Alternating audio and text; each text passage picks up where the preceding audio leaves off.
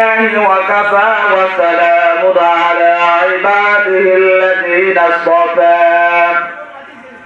أما بعد فقد قال الله سبحانه وتعالى أعوذ بالله من الشيطان الرجيم بسم الله الرحمن الرحيم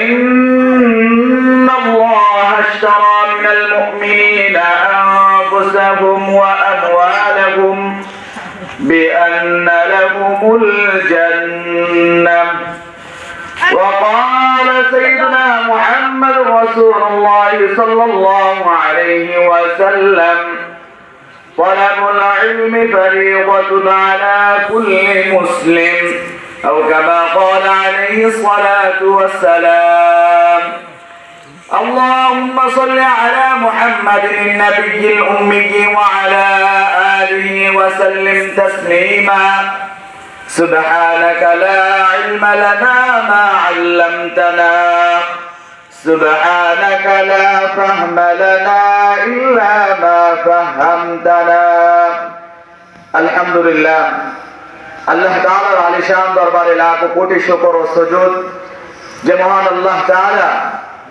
আমাদেরকে ঐতিহ্যবাহী মাদ্রাসায়ে হাদিউল উলুম মাহফিলে আসবার মতো বসবার মতো দ্বীনি কথাবার্তা শ্রবণ করার মতো তৌফিক দিয়েছেন এই জন্য প্রত্যেকের অন্তরের অন্তঃস্থল থেকে শুকরিয়া আদায় করছি আলহামদুলিল্লাহ। আল্লাহ তাআলা কোরআনে কারীমের মধ্যে ইরশাদ ফরমান ইয়া আইয়ুহাল্লাযীনা আমানুত্তাকুল্লাহ আল্লাহ তাআলা বলেন হে মুমিনগণ তোমরা আল্লাহ তাআলাকে ভয় করো। আল্লাহ তাআলাকে ভয় করো বলতে আল্লাহ তাআলাকে দেখেও ভয় করা, আল্লাহ তাআলাকে না দেখে ভয় করা, গায়েব আল্লাহ তাআলা অদৃশ্য আল্লাহ তাআলাকে না দেখে ভয় করা। সম্মানিত উপস্থিতি আল্লাহ তাআলা কোরআনে কারীমের মধ্যে ইরশাদ ফরমান ইন্নাল্লাহা আশতারা মিনাল মুমিনিনা আনফুসাহুম ওয়া আমওয়ালাহুম বিআন্না লাহুমুল জান্নাহ আল্লাহ তাআলা মুমিনের জানকে আর মুমিনের জান আর মালকে ক্রয় করে নিয়েছেন বিআন্না লাহুমুল জান্নাহ জান্নাতের বিনিময়ে আল্লাহ তাআলা মুমিনের সাথে চুক্তি করেছেন আল্লাহ তাআলা মুমিনকে জান্নাত দিবেন বিনিময়ে মুমিন থেকে আল্লাহ তাআলা তার জান আর মালকে ক্রয় করে নিয়েছেন। এই জন্য যেহেতু জান আমার না মাল আমার না সুতরাং ওই জান আর মাল নিয়ে লড়াই করা এটা আমার জন্য খাটে না। সম্মানিত উপস্থিতি আমি আপনাদের সামনে আজকে কয়েকটি কথা বলবো যে পিতা মাতা কোন কোন সন্তানের কারণে বিনা হিসাবে জান্নাতে প্রবেশ করে। 4 শ্রেণীর সন্তানের কারণে মা বাবা জান্নাতে বিনা হিসাবে প্রবেশ করবেন। 1 নাম্বার যে পিতামাতার সন্তান আল্লাহর রাহে আল্লাহর রণাঙ্গনে জিহাদ করতে গিয়ে শহীদ হয়ে গিয়েছে। যে পিতামাতার সন্তান আল্লাহর রাস্তায় জিহাদ করতে গিয়ে শহীদ হয়ে গেছে ওই শহীদ ছেলের পিতামাতাকে আল্লাহ তাআলা বিনা হিসাবে আল্লাহ তাআলা জান্নাতে প্রবেশ করায় দিবেন। এজন্য শহীদি মা বাবা হওয়ার জন্য তামান্না রাখা, শহীদি হওয়ার জন্য আমার ছেলে শহীদ হওয়ার জন্য আল্লাহ তাআলার দরবারে দোয়া করা যেন আল্লাহ আপনি আমাকে যে সন্তান দান করেছেন এই সন্তানটার জন্য আল্লাহর রাহে আপনার পথে জিহাদ করতে করতে সে শহীদ হয়ে যায়। 2 নাম্বার ওই সন্তান যাকে আল্লাহ তাআলার জন্য হাফেজ এবং আলেম বানাইছেন আল্লাহ তাআলা ওই সন্তানের উসিলায় আল্লাহ তাআলা ওই সন্তানকে লক্ষ্য কইরা ওই সন্তানের উসিলায় তার মা বাবাকে কাল হাশরের ময়দানে রোজে মাহশারে বিনা হিসাবে জান্নাত দিয়া দিবেন। 3 নাম্বার ওই সন্তান যে নাকি নাবালক অবস্থায় মৃত্যুবরণ করছে এখনো তার আমলনামা লেখা হয় না, সে নাবালক কিছু বুঝে না, তার আমলনামার খাতা এখনো ওপেন করা হয় না। যে শিশুটা জন্মগ্রহণ করার পরে সাথে সাথে মৃত্যুবরণ করছে নাবালক অবস্থায়, ওই নাবালক শিশুটা যদি মারা গেছে, ওই নাবালক শিশুর উসিলায় তার পিতামাতাকে আল্লাহ তাআলা বিনা হিসেবে জান্নাত দান করবেন। 4 নাম্বার, ওই সন্তান, যে সন্তানটা জন্মগতভাবে অন্ধ, জন্মগতভাবে পাগল, জন্মগতভাবে পঙ্গু, আল্লাহ তাআলা ওই সন্তানের উসিলায় আল্লাহ তাআলা ওই মা বাপকে বিনা হিসাবে জান্নাত দিয়ে দিবেন। এই জন্য যেহেতু মাদ্রাসায় হাজিউল উলুম আমাদের গ্রামে একটি মাদ্রাসা নতুন করে ওপেন করা হয়েছে, চালু করা হইতেছে, আগত মাহে রমজান ইনশাআল্লাহ মাদ্রাসার ধারাবাহিকভাবে কাজ চলবে। ও সাহেবুরিয়ার যত সম্মানিত পিতা এবং মা আছে, পিতা এবং মাতা আছে, সকলের কাছে আকুল আবেদন থাকবে, যে 4 ছেলের কারণে, যে 4 সন্তানের কারণে মা বাবা রোজে হাসরের ময়দানে আল্লাহ তাআলার দরবারে বিনা হিসাবে জান্নাতে চলে যাবে, ওই 4 শ্রেণীর এক ছেলে, সে হচ্ছে হাফেজ হবে, কোরআনের হাফেজ হবে, কোরআনের আলেম হবে, সে অনেক বড় হাফেজ হবে, আলেম হবে। এর বিনিময়ে আল্লাহ তাআলা তার মাকে, তার বাবাকে বিনা হিসাবে জান্নাতে প্রবেশ করাইবেন। আর আল্লাহ নবী সাল্লাল্লাহু আলাইহি ওয়াসাল্লাম বলেন, মান ক্বারা হারফান মিন কিতাবিল্লাহি ফালাহু বিহি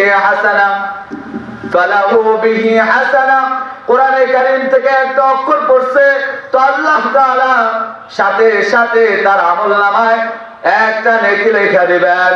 আর একটা নেকি কেমন হবে? ওয়াল হাসানাতু বিআশরি আমসালিহা, তার এই একটা নেকি আল্লাহ তাআলার ফজল ও করমে আল্লাহ তাআলা বাড়ায় এটা 10 গুণ করে দিবেন। বলে আল্লাহ নবী সাল্লাল্লাহু আলাইহি ওয়াসাল্লাম বলেন, আমি বলি না যে আলিফ লাম মিম পুরোটা একটা হরফ, বরং আলিফ একটা হরফ, লাম একটা হরফ, মিম একটা হরফ। সুতরাং যে ব্যক্তি আলিফ লাম মিম পড়বে আল্লাহ তাআলা সাথে সাথে তার আমলনামায় 30টা নেকি লেখা দিবেন। সুবহানাল্লাহ। এই জন্য এই কোরআনের এই মজলিসগুলোতে, কোরআনের মার্কাজগুলোতে আমাদের সন্তানদিগকে ভর্তি করে আমরা ওই কোরআনের পড়তে পারি না, কোরআন কমাস কম কোরআন শরীফ পড়ার মতো একজন আলেম, একজন হাফেজ, একজন যোগ্য সন্তান হিসেবে গড়ার জন্য আমরা যদি একটু হিম্মত করি তো আশা করা যায় আমার দ্বারা হবে। আল্লাহ নবী সাল্লাল্লাহু আলাইহি ওয়াসাল্লাম বলেন, তলাবুল ইলমি ফারিদাতুন আলা কুল্লি মুসলিম, দ্বীনি ইলম তলব করা প্রত্যেকের উপরে ফরজ। এটা হোক নর নারী, নারী হোক পুরুষ, প্রত্যেকের উপরে ইলম শিক্ষা করা ফরজ। সুতরাং ওই ফরজ কাজ থেকে আমরা কেউ মাহরুম থাকবো না, বঞ্চিত থাকবো না। তো ইলমের এত গুরুত্ব আল্লাহ তাআলা এত গুরুত্ব দিয়েছেন যে সারা গ্রামে যদি একজন ইলম শিখনেওয়ালা না থাকে তো গ্রামের সব মানুষ গুনাহগার হবে। তো সকল গ্রামবাসীর জন্য উচিত হবে তারা সবাই ওই একজনকে তার লেখাপড়ার কাজে, তার যাবতীয় কাজ আঞ্জাম করে হলেও, তার ভর্তির টাকা, তার মাদ্রাসার আসবাবপত্রের টাকা সব কিছু ব্যবস্থা করে হলেও তাকে মাদ্রাসায় পড়িয়ে একজন হক্কানি আলেম, মুফতি, মুহাদ্দিস বানানো, এটা সারা গ্রামবাসীর উপর জিম্মাদারি। এই জন্য আমরা এটা মনে করলেই হবে না যে আমাদের কোনো জিম্মাদারি নাই। না ভাই, দুনিয়ার সব কিছু বুঝি, লেকিন আখিরাতের বিষয়টাটুকু আসলে আমাদের সামনে এটা আমরা বুঝি না। না ভাই, আখিরাতের বিষয়টাকে নিজের মন করে না বানাই। আল্লাহ রাসূল সাল্লাল্লাহু আলাইহি সাল্লাম যে তরিকা মতো চলে গেছেন, আল্লাহর হুকুম মতো আমরা যদি চলি তো আল্লাহ তাআলা রোজে মাহশরে কিয়ামতের ময়দানে আল্লাহ তাআলা হয়তোবা আমাদের কোনো আমলের কারণে আল্লাহ আমাদেরকে নাজাত দিয়ে দিতে পারেন। এই জন্য এর মুহতারাম ভাই, আল্লাহ তাআলা যে সুযোগটুকু আল্লাহ তাআলা আমাদেরকে দিয়েছেন, আমরা যখন নুরানি মাদ্রাসায় পড়তাম তখন অনেক দূরে দূরে যায় পড়তাম কোরআনের ইলম শিক্ষা করার জন্য, হাদিসের ইলম শিক্ষা করার জন্য অনেক দূরে দূরে যাইতাম, যায় কোরআন হাদিসের ইলম শিক্ষা করতাম। আলহামদুলিল্লাহ বাংলাদেশে এখন আমার মনে হয় বেশি বেশি মাদ্রাসা হইতেছে, হোক কোরআনের খেদমতের জন্য, হাদিসের খেদমতের জন্য। যত বেশি মাদ্রাসা হবে, স্কুলের চেয়েও বেশি মাদ্রাসা হওয়া দরকার। বলে আর যদি আমার একটু অসতর্ক বশত আমার একটা ছেলে, আমার একটা মেয়ে নাস্তিক হয়ে যায়, মুরতাদ হয়ে যায়, কাল হাসরের ময়দানে আল্লাহর কাছে জবাব দিতে হবে। এই জন্য যেন আমার ছেলে, আমার মেয়ে, আমার আত্মীয় স্বজন মুরতাদ না হয়ে যায়, আমার সন্তানরা যেন নাস্তিক না হয়ে যায়। তুমি কলেজে পড়াও, ইউনিভার্সিটিতে পড়াও, আমার কোনো যায় আসে না, তবে প্রাথমিক একটা শিক্ষা, নুরানি মাদ্রাসার শিক্ষা যদি তুমি দিতে চাও, তাহলে তুমি যেখানে ইচ্ছা তুমি দাও, সমস্যা নাই। লেকিন তোমার পড়া হলে যথেষ্ট, পড়া হলেই চলবে। যেহেতু আমাদের ঐতিহ্যবাহী ছয়গড়িয়া দক্ষিণ পাড়া একটা মাদ্রাসা খোলা হয়েছে, মাদ্রাসায় হাদিউল উলুম মাদ্রাসা। যদি আপনি চান, আপনার বাড়ির সামনে একটা মাদ্রাসা আছে, আমি আপনার ছেলেকে, আপনার মেয়েকে, আপনার নাতিকে, আপনার নাতনিকে, আপনার ভাতিজা ভাতিজিকে এইখানে পড়াইবেন, কোনো আপত্তি নাই। আল্লাহর রাহে যেটাকে দান করবেন, আল্লাহ তাআলার কাছে এটা রাজবে আজিম, অবশ্যই আল্লাহ তাআলা আপনাকে দিবে। এই জন্য সকলের কাছে আকুল আবেদন থাকবে, কোরআনের এই মার্কাজ খোলার পরে আমাদের যদি দিমাগে এতটুকু বিবেক না আসে যে হায় আগের জামানায় কেমন হতো, মাদ্রাসা অনেক দূরে দূরে হতো, মাদ্রাসা অনেক দূরে দূরে হতো, যার কারণে ইলম শিখতে গিয়ে আমরা একটু কষ্ট হতো। এখন যদি বাড়ির কাছেও মাদ্রাসা পেয়ে আমরা আমাদের সন্তানদেরকে কোরআন ও হাদিসের ইলম শিখাইতে না পারি, তাহলে আল্লাহ তাআলার কাছে কি জবাব দেব, এটা আমি আজ থেকে তৈরি করে রাখি। মাদ্রাসা পড়াইলে আমাদের সমাজের কিছু কিছু মানুষ আছে, তারা মনে করে মাদ্রাসায় পড়ে তো কোনো কিছু তার লাভ হয় না, ফায়দা হয় না। আমি বলবো ভাই, কোনো কিছু না হোক, অন্তত পক্ষে কোরআনের ইলম তো আল্লাহ আমাকে দান করছেন, হাদিসের ইলম তো আমাদেরকে আল্লাহ তাআলা দান করছেন। ও ভাই, আপনি যদি একটু বিবেচনা করেন তাহলে দেখেন মাদ্রাসায় পড়ে আল্লাহ তাআলা তার মর্যাদা কেমন বাড়াইছেন। সে মাদ্রাসায় পড়ে টুপি আছে, পাঞ্জাবি আছে, দেখা তার আল্লাহ তাআলা মাদ্রাসার ছাত্র হিসেবে সার্টিফিকেট দিয়ে দিয়েছেন। এখন যখন সে মসজিদে আসে, মসজিদে কত মুসল্লি থাকে, আল্লাহ তাআলা তার মর্যাদা কি পরিমাণ বাড়াইছেন। মসজিদে হাজারো মুসল্লি থাকে, একটা ইফতার করার জন্য, নামাজ পড়ানোর জন্য একজন ইমাম সাহেব পাওয়া যায় না, সহিহ শুদ্ধভাবে তেলাওয়াত করে নেওয়ার একজন মানুষ পাওয়া যায় না। যেই মাদ্রাসা মাদ্রাসার ছাত্ররা মসজিদে যায়, কোনো মানুষ পায় না, ইমাম পায় না, তখন ওই মাদ্রাসার ছাত্ররাকে সামনে দেয়। ওই মাদ্রাসার ছাত্রের পিছনে হাজারো মানুষ নামাজ পড়ে, চাইলে তো অন্যদেরকেও দিতে পারতো না। আল্লাহ তাআলা কোরআন, রাসূলুল্লাহ সাল্লাল্লাহু আলাইহি সাল্লাম বলেন, খায়রুকুম মান তাআল্লামাল কুরআনা, কোরআন যে পড়ে তোমাদের মধ্যে সেই উত্তম, যে পড়ে এবং পড়ায় তারাই উত্তম। সুতরাং হার লাইনে আল্লাহ তাআলা ওলামা হযরতদেরকে, তোলাবা আইজমদেরকে আল্লাহ তাআলা সম্মান দান করেছেন। হয়তো আমার দৃষ্টিতে বুঝে আসে না, আমার বিবেকে বুঝে আসে না, শুধু দুনিয়ার ফায়দা দিয়ে কোনো লাভ হবে না, দুনিয়ার লাভ দিয়ে কোনো লাভ নাই।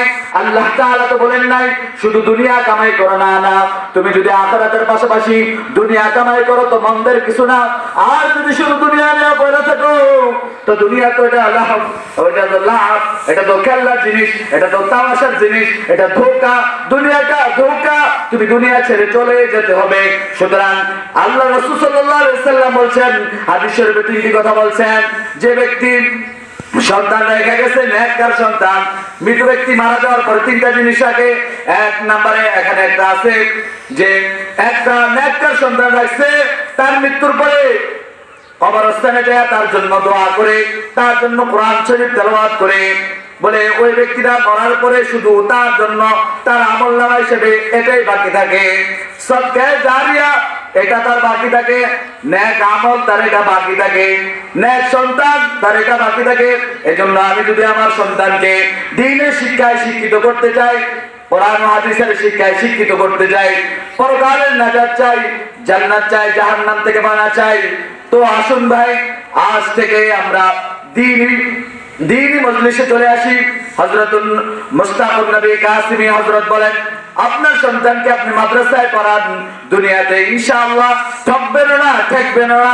আল্লাহ তাআলা আমাদের সকলকে, সকলের সন্তানগুলোকে মাদ্রাসায় পড়ে কোরআন ও হাদিসের আলেম বানানোর তৌফিক দান করুন। ওয়া আখির দাওয়ানা আলহামদুলিল্লাহি রাব্বিল আলামিন।